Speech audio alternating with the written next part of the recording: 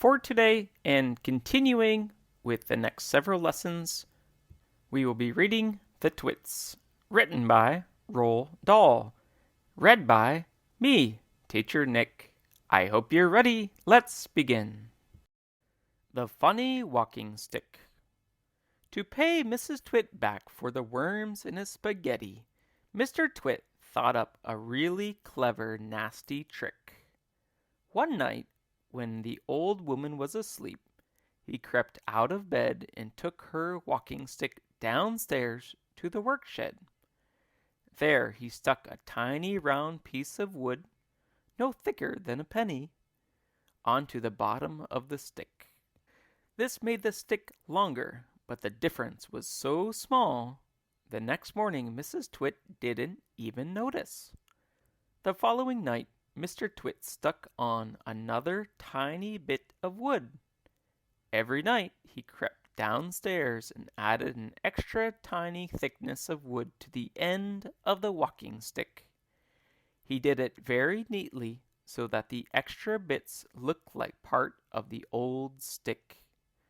Gradually, but oh so gradually, Mrs. Twit's walking stick was getting longer and longer. Now, when something is growing very slowly, it is almost impossible to notice it happening. You yourself, for example, are actually growing taller every day that goes by.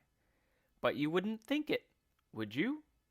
It's happening so slow that you can't even notice it from one week to the next.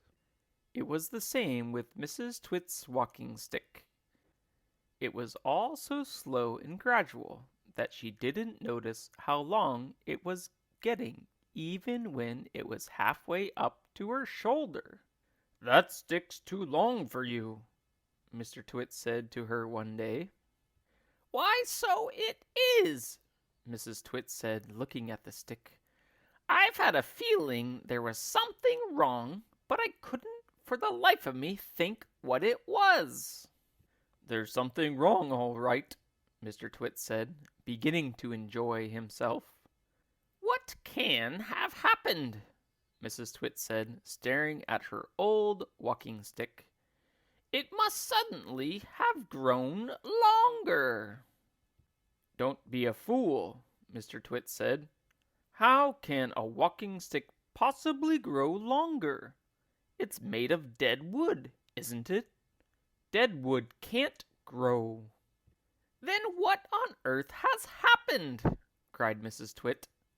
"It's not the stick, it's you," said Mr. Twit, grinning horribly. "It's you that's been getting shorter.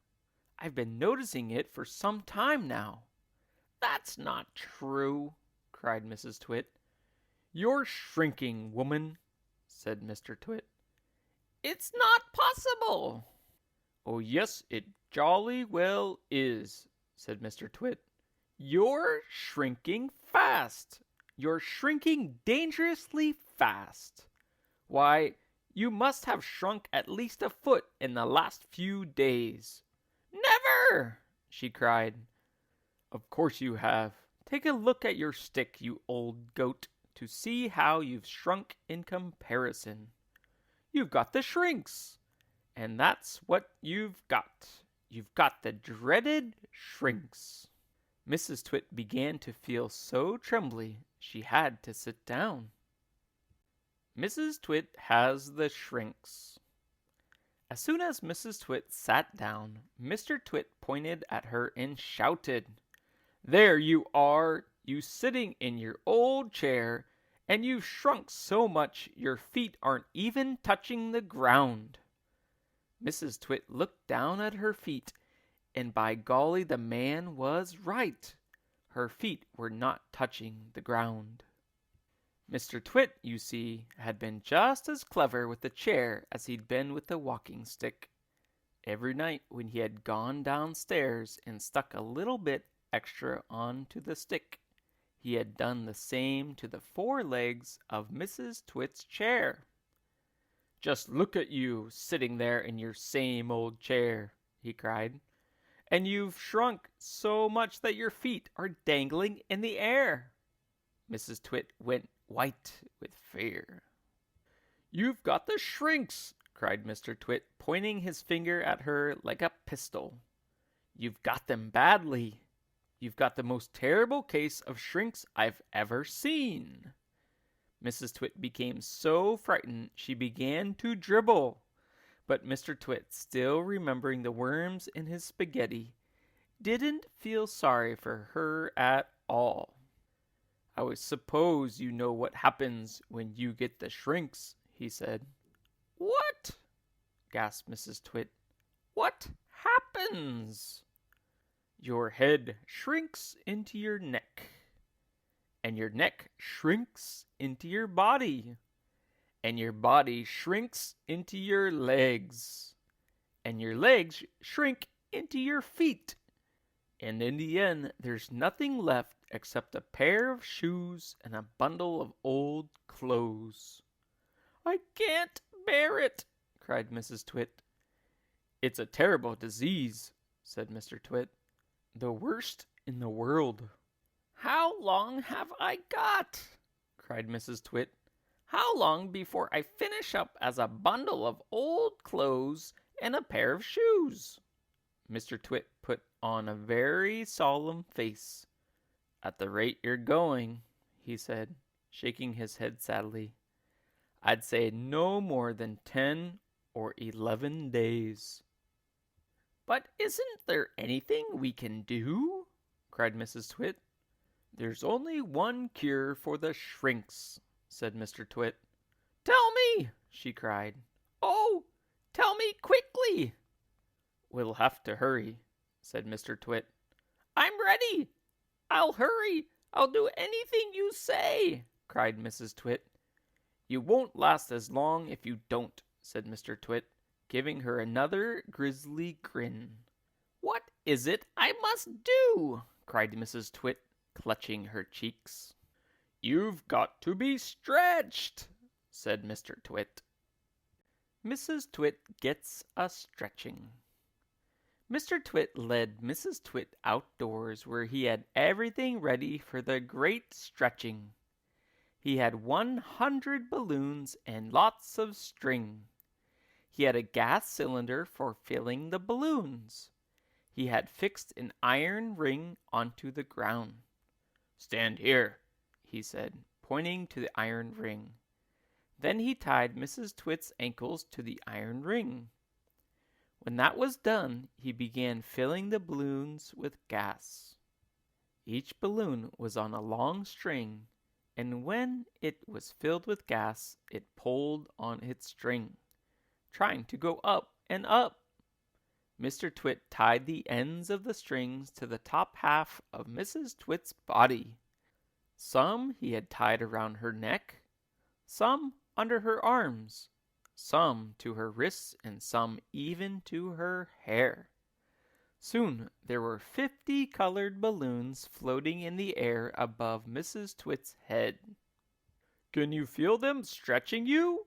asked Mr. Twit. "I can! I can!" cried Mrs. Twit. "They're stretching me like mad!" He put on another 10 balloons. The upward pull became very strong. Mrs. Twit was quite helpless now. With her feet tied to the ground and her arms pulled upwards by the balloons, she was unable to move. She was a prisoner, and Mr. Twit had intended to go away and leave her like that for a couple of days and nights to teach her a lesson. In fact, he had just about to leave when Mrs. Twit opened her big mouth and said something silly. Are you sure my feet are tied properly to the ground?" she gasped. "If those strings around my ankles break, it'll be goodbye for me." And that's what gave Mr. Twit his second nasty idea. Mrs. Twit goes ballooning up. "There's enough pull here to take me to the moon," Mrs. Twit cried out. "To take you to the moon!" exclaimed Mr. Twit. "What a ghastly thought!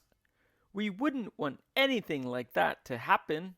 Oh dear me, no. We most certainly wouldn't, cried Mrs. Twit. Put some more string around my ankles quickly. I want to feel absolutely safe. Very well, my angel, said Mr. Twit, and with a ghoulishly grin on his lips he knelt down at her feet.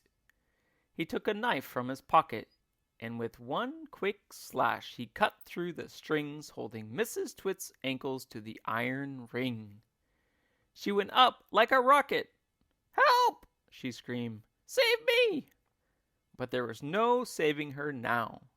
In a few seconds she was high up in the blue sky and climbing fast.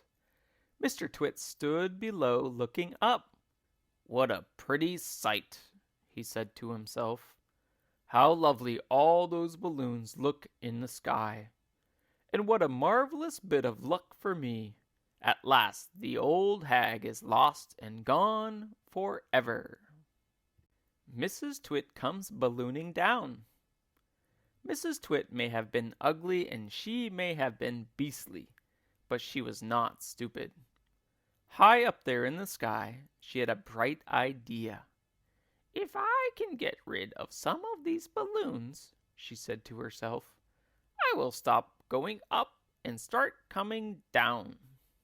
She began biting through the strings that held the balloons to her wrists and arms and neck and hair. Each time she bit through a string and let the balloon float away, the upward pull got less and her rate of climb slowed down. When she had bitten through 20 strings, she stopped going up altogether. She stayed still in the air. She bit through one more string. Very, very slowly she began to float downwards. It was a calm day. There was no wind at all. And because of this, Mrs. Twit had gone absolutely straight up. She now began to come absolutely straight down. As she floated gently down, Mrs. Twit's petticoat billowed out like a parachute, showing her long knickers. It was a grand sight on a glorious day, and thousands of birds came flying in for miles around to stare at this extraordinary old woman in the sky. Mr. Twit gets a horrid shock.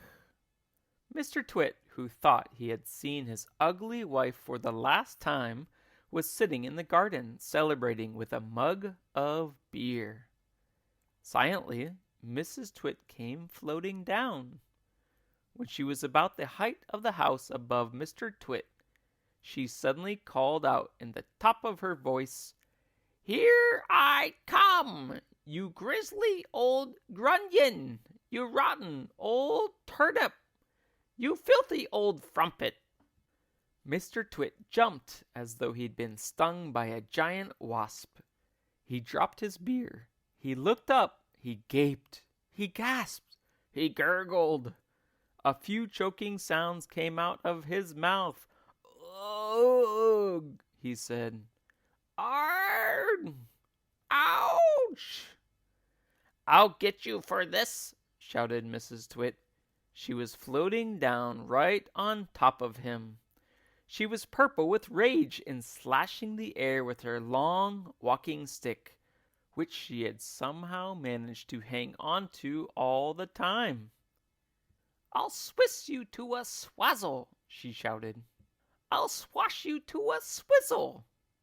I'll gnash you to a nozzle. I'll nosh you to a nazzle.